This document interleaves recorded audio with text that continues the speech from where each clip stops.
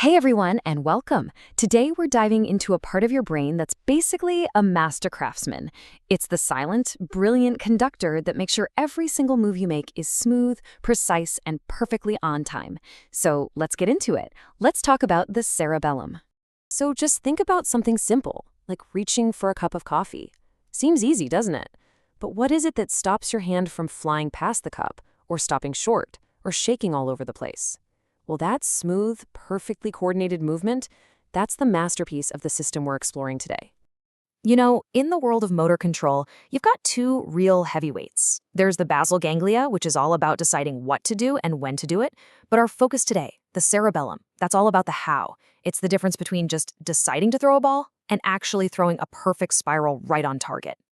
All right, so let's properly meet this silent partner, the unsung hero that takes every rough draft of a movement command and turns it into a final, polished masterpiece. And this is really the key.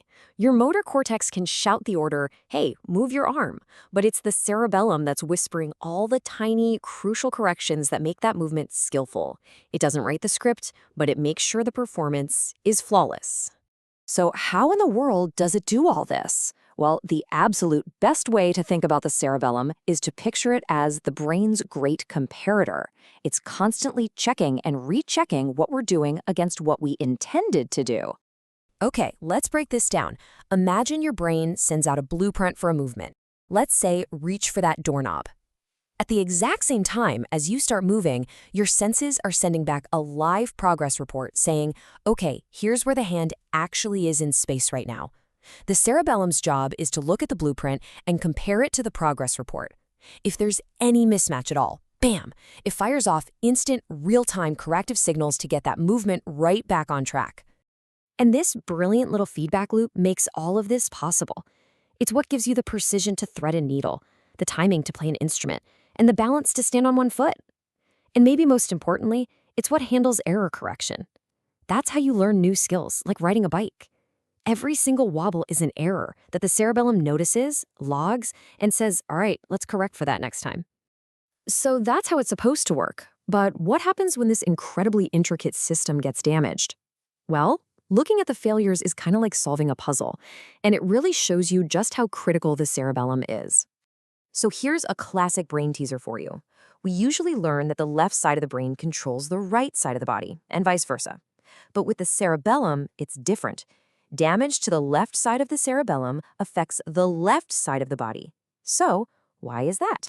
And the answer is just this really fascinating piece of neural wiring. The cerebellum's output signals do cross over to the other side of the brain, just like you'd expect. But then, the motor pathways they influence cross back over again on their way down the spinal cord. It's literally a double cross that results in everything ending up on the same side. Pretty wild, right? Okay, here's another huge clinical clue. A person with cerebellar damage can be sitting with their hands perfectly steady, but the moment they decide to reach for something, the second there's an intention to move, their hand might start to shake and wobble. What's causing that? Well, it goes right back to that comparator job we talked about, only now the system's failing. The corrective signals are too slow and they're inaccurate. So the brain says, reach for the cup, but the hand overshoots. The cerebellum's delayed correction finally kicks in and says, whoa, go back, and the hand overshoots in the other direction. It's this constant, wobbly cycle of overcorrection as the limb just oscillates around the target. So knowing all this, how does a clinician actually put on their detective hat to uncover these signs? It's all about a systematic investigation. So you follow a structured path. First, you just listen to the patient's story for any clues. Then you look for any physical signs. Then you test the basic motor and sensory systems. And finally, after all that, you bring out the special tests, the ones specifically designed to challenge the coordination system and bring even subtle problems out into the open. And you know, a huge part of being a good detective is ruling out the wrong suspects. Sometimes an issue can look and feel just like a cerebellar problem, but it's actually coming from a completely different place, like a pinched nerve in the neck. And that's where a really clever maneuver like the Spurling test comes in. It's a three-step move. First, the patient extends their neck back a little. Second, they tilt their head toward the painful side. And third, the clinician applies some gentle downward pressure. Each step is designed to carefully narrow the little space where the nerves exit the spine. If that reproduces a sharp, radiating pain down the arm, that's a huge clue the problem is in the neck, not the brain. There's even an opposing maneuver, the cervical distraction test, where lifting the head relieves the pain. It's a crucial step to make sure you're chasing the right culprit. So, once all the clues are gathered and you're confident the cerebellum is the problem area, the final step is to connect those specific symptoms back to the specific functional zones within the cerebellum itself. And this just beautifully shows how elegantly the brain is organized. If a patient is having trouble with their balance and their eyes are making these jerky movements called nystagmus, you immediately think of the vestibulocerebellum. If their walk is really wide and unsteady, that points you toward the spinocerebellum. And if they can't do skilled movements like the finger to nose test, your suspicion falls right on the cerebrocerebellum. The symptoms basically give you a map. So you see, the cerebellum isn't just a motor structure.